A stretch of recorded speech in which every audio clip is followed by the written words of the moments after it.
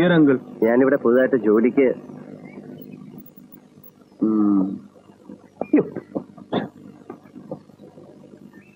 Drill മാഷ അല്ല, ഡ്രൈവറാ. എങ്കിലേ ഏൽപ്പിക്കുന്ന ജോലി മാത്രം ചെയ്താൽ മതി. ഷൈൻ ചെയ്യാനും റൊമാൻറ്റിക് ആവാനും ഒന്നും നിൽക്കല്ലേ.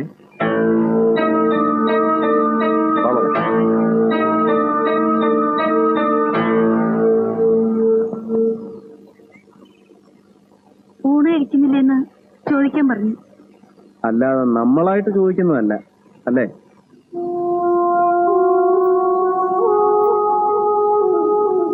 ഈ മഞ്ഞ നിറം നിന്നെ പിന്നെയും സുന്ദരിയാക്കുന്നു. I like, I love. ഈ സ്ഥാപനം കൊള്ളാക്കുന്ന രീതിയിലാണ് മുതലാളുടെ പോക്ക്. രാവും പകലും കഠിനാധ്വാനം ചെയ്ത് മൂപ്പനുണ്ടാക്കിയല്ലേ, എന്തെങ്കിലും ആക്കിക്കോട്ടെ, നമുക്ക് കുയ്യെണ്ണ അപ്പം നിന്നാ പോരെ. ഈ പോക്ക് പോയാ എന്റെ അപ്പത്തിന്റെ കാര്യം കടമാണ്. വന്നുകൂടിയിട്ടില്ലേ ഒരു കക്ഷി, ആ യക്ഷി എന്റെ കഴുത്തിലാ കയറി പിടിച്ചിരിക്കുന്നത്. എന്റെ കഞ്ഞിരവൻ പാറ്റായിട്ട അവന്റെ വയറ്റിൽ ഞാൻ പൂഴിയിടും. നോക്കിക്കോ, ഞാൻ കാണിച്ചു തരാം. കെട്ടും തല മുട്ടയടിച്ചപ്പോ കല്ലുമഴ പെയ്തെന്ന് പറഞ്ഞ പോലെയാ. നമസ്കാരം ചേട്ടാ. 100 ആയിസ പറഞ്ഞു വാക്ക് നായിനെ കിട്ടില്ല. ആള് മുന്നില്. ചേട്ടാ, വാക്ക് നായിലേക്കല്ല, നാക്ക് വായിലേക്ക്. ഞാൻ പറയായിരുന്നു, സാറിന്റെ ആ നടപ്പും ആ തലയെടുപ്പും ഏതവനോട് സ്നേഹമായിട്ടുള്ള പെരുമാറ്റം, കണ്ണും മൂക്കും സംസാരവും ശരി എല്ലാം ഞാൻ കേട്ടു. എന്ത് കേട്ടാലും കേട്ടില്ലെങ്കിൽ, ആർക്ക് സുഖിച്ചാലും സുഖിച്ചില്ലെങ്കിലും വന്നു പറ്റിയ സ്ഥിതിക്ക് ഈ സച്ചി അല്ല യക്ഷി കുറച്ചു നാളിവിടെ കാണും.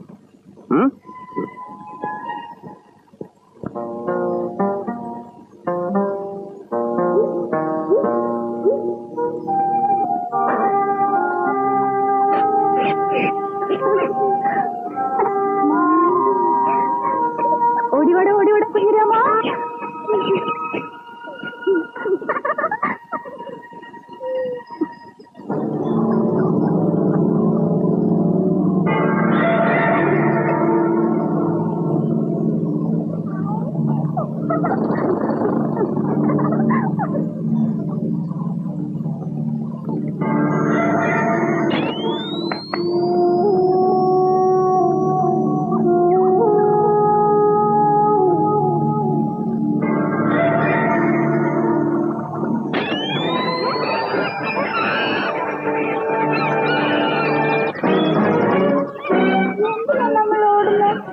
കഴിഞ്ഞിട്ട് വേണ്ട, വേമ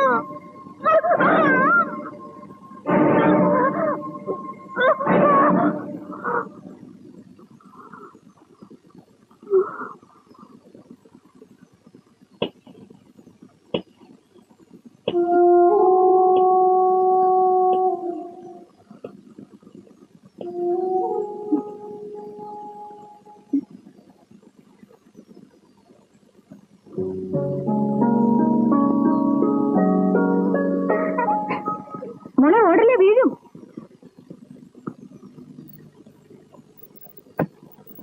കേറുമോളെ, ലേറ്റായി. വാ പോ. നാരായണന്റെ കാലം കഴിഞ്ഞു കുഞ്ഞു. വണ്ടി ഓടിക്കാൻ അറിയാവുന്ന ഡ്രൈവറില്ലേ, പുതിയ ഇറക്കുമതി. നീ അവനാ കേന്ദ്രത്തിൽ നിന്നുള്ള തീരുമാനാ. എന്നിട്ട് അയാളെന്തേ? ഹായ്. ഡ്രൈവറുടെ സൗകര്യത്തിന് എന്നാ കുഞ്ഞിനെ സ്കൂളിൽ കയറ്റില്ല. എത്ര മണിക്കാ ക്ലാസ്? 9:30. ഇവിടുന്ന് കിലോമീറ്റർ 14. ഇപ്പൊ സമയം എന്തായി? 9:20. കിടക്കര കേറന്നേ. ഇനി എന്തെല്ലാം കാഴ്ചകൾ കാണാനിരിക്കുന്നത്. ഇനി എന്ത് കാണാനാ? 9:30 ക്ലാസ്, 14 കിലോമീറ്റർ. ഇപ്പോ 9:20. അപ്പൊ 1 മിനിറ്റിൽ 1.5 കിലോമീറ്റർ പോയാൽ 10 മിനിറ്റിൽ 15 കിലോമീറ്റർ. ക്ലാസ് തുടങ്ങുന്നതിന് 1 മിനിറ്റ് മുമ്പ് ചിന്നുമോൾ സ്കൂളിൽ.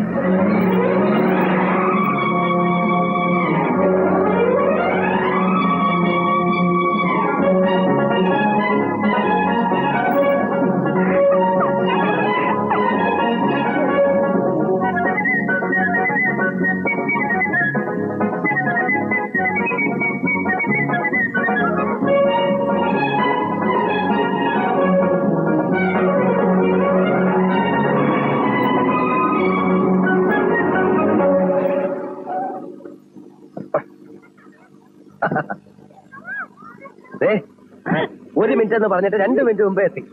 തിരിച്ചു പോകുമ്പോ നാരായണ വണ്ടി ഓടിച്ചാൽ മതി. ഞാൻ വളരെ കെയർഫുൾ ആയിട്ട് കുട്ടിയെ സ്കൂളിലെത്തി. നിങ്ങളോട് ഞാനൊന്നും പറഞ്ഞില്ല. ബൈ.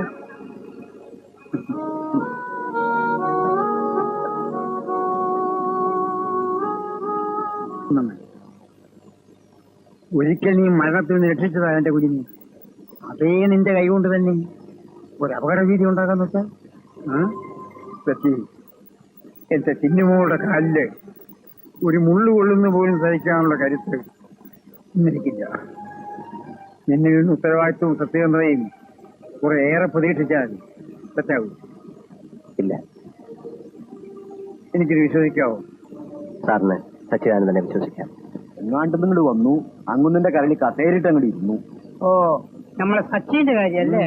ആഫീസിലെ കാര്യങ്ങൾ ഒരു ഏൽപ്പിക്കണമെന്നാ കേട്ടെ. ആരെങ്കിലും ജീവിച്ചു പോട്ടടോ. നമ്മൾ ഈ കയ്യും കാലിട്ടും വാഴുന്നത് നമ്മളെ നിലനിൽപ്പിന് വേണ്ടിയിട്ടല്ലേ. എത്ര ഭാര്യാലും തിരിച്ചേ കിട്ടുള്ളൂ. അല്ല, ഞാൻ കണ്ടിടത്തോളം നാളെ ഉഷാറാണ്. എന്തേ പൂരപ്പറമ്പിൽ പട്ടി കുടുങ്ങിയ പോലെയാ ഇപ്പോ എന്റെ ഇവിടുത്തെ ഒരവസ്ഥ. അങ്ങോട്ടും ഓടിയിട്ടും രക്ഷയില്ല, ഇങ്ങോട്ടും ഓടിയിട്ടും രക്ഷയില്ല. നിങ്ങൾക്ക് രക്ഷപ്പെടാൻ ഒരൊറ്റ ഭയമുള്ളൂ, ഈ ചീച്ച. ഷുഗറും പ്രഷറൊക്കെ ജാസ്തിയാവുണ്ട് കേട്ടോ. ഓരോരുത്തരുടെ ആഴ്ച 4ാമത്തെ മാസത്തിൽ അവനവന്റെ തലയിൽ വരയ്ക്കുന്നുണ്ട് പടച്ചോൻ. പലർക്കും വല്ലതും തിന്നിട്ട് അത് മാഞ്ഞു പോവാണെങ്കിൽ പടച്ചോ പിന്നെ എന്തിനാണോ ഈ പണിക്ക് നിൽക്കുന്നത്?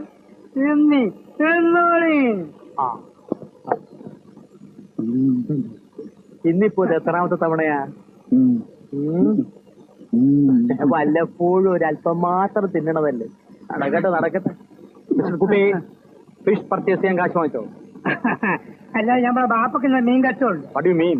നിങ്ങൾ മീനും കിടന്ന് മരിച്ചിട്ടുണ്ട്. ആ വൗച്ചറും കൂട്ടി ഒപ്പിട്ടേ ഒരട്ടെ.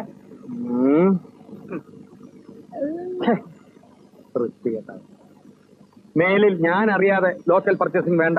മീൻ വാങ്ങിയാലൊരു വൗച്ചർ, അത് കൂട്ടാൻ പറ്റിയ ഒരു വൗച്ചർ, തിന്നാൻ വേറെ വൗച്ചർ വേണം. ഇതാ, ഒരു പണിയും ചെയ്യാണ്ട് തൊപ്പിയും കുപ്പായോട്ട് വെറുതെ നടന്ന് തിന്നവർക്ക് വൗച്ചർ വേണ്ടി വരും. ഈ സ്ഥാപനത്തിന് എന്നെ വേണ്ട, ഞങ്ങൾ പറഞ്ഞു വിട്ടേക്ക്. ആര് പിടിച്ചു വെച്ചിരിക്കണു? പോക്കൂടെ അയ്യാക്ക. എന്റെ അമ്മേ,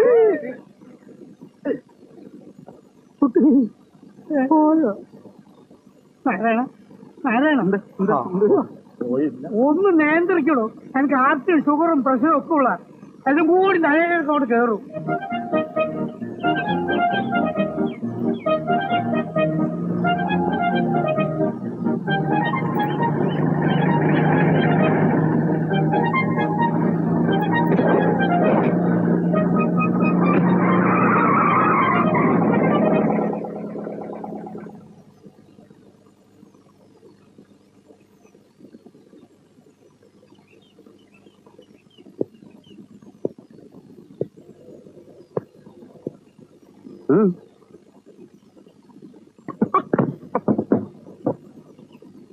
ആ പെട്ടിങ് തന്നെ. പെട്ടി വേണമെങ്കിൽ തരാം, പക്ഷെ ഇതിനകത്ത് ഒരുപാട് കാശ് ഇരിപ്പുണ്ട്. അത് തരത്തില്ല. 3-4 എസ്റ്റേറ്റിലെ തൊഴിലാളികൾക്ക് ശമ്പളം കൊടുക്കാനുള്ളതാണെന്നാ മുതലാളി പറഞ്ഞു. പിടിച്ചു വാങ്ങിക്കണം.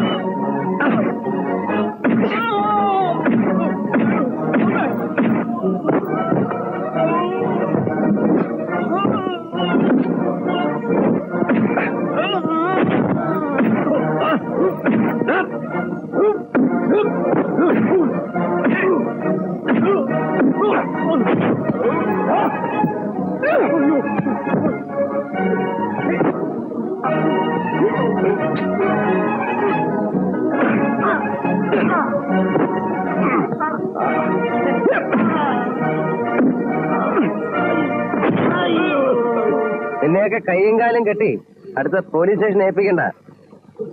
പിന്നെ പോട്ടെ. എന്തായി? കുക്കിന് വെച്ചു, വെച്ചവൻ ചങ്കിന് കൊണ്ടു അല്ലേ? അടിച്ച് കയ്യും കാലും പിടിച്ച് വിട്ടില്ലേ അവൻ?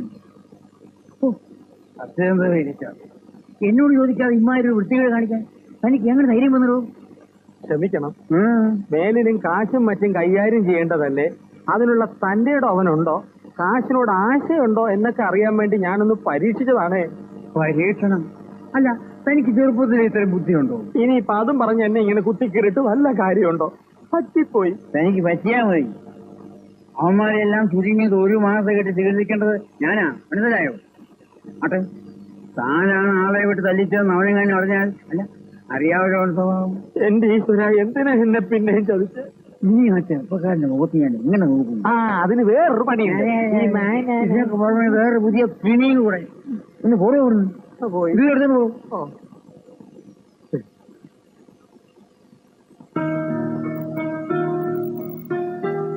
ഏട്ടന്റെ എത്രയും പ്രിയപ്പെട്ട സിന്ധുമോൾക്ക്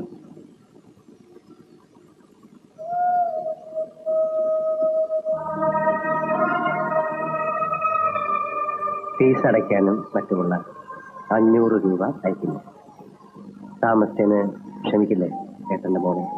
ജോലി തിരക്ക് കൊണ്ടാണ് കൂടെ എന്റെ മോളെ വന്ന് കാണാൻ പറ്റാത്തത്. മനസ്സിൽ എന്തുമാത്രം സങ്കടമുണ്ടെന്നറിയാമോ? വെറുതെയാ, എന്നെ കാണാൻ കൊതിയില്ലാഞ്ഞിട്ട് തന്നെയാ. എപ്പോ നോക്കിയാലും ഒരു കമ്പനിയും വിസിറ്റിംഗും. എനിക്ക് പ്രൊമോഷൻ കിട്ടിയതുകൊണ്ട് ഈ മാസം മുതൽ കൂടുതൽ രൂപ അയക്കുന്നു. കുറെ കാശ് കയ്യിൽ വരുമ്പോ നീ ഒരു ചീത്ത കുട്ടിയാവരുത് കേട്ടോ.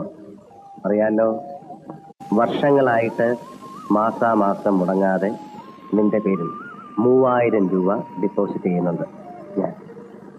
നാളെ ഒരു അത്യാവശ്യം വരുമ്പോ ബുദ്ധിമുട്ടുണ്ടല്ലോ എന്ന് കരുതി എന്റെ മോളെ യോഗ്യനായ ഒരുത്തന്റെ കയ്യിൽ ഏൽപ്പിക്കണമെങ്കിൽ ഒരുപാട് കാശുണ്ടാക്കണ്ടേ ഞാൻ?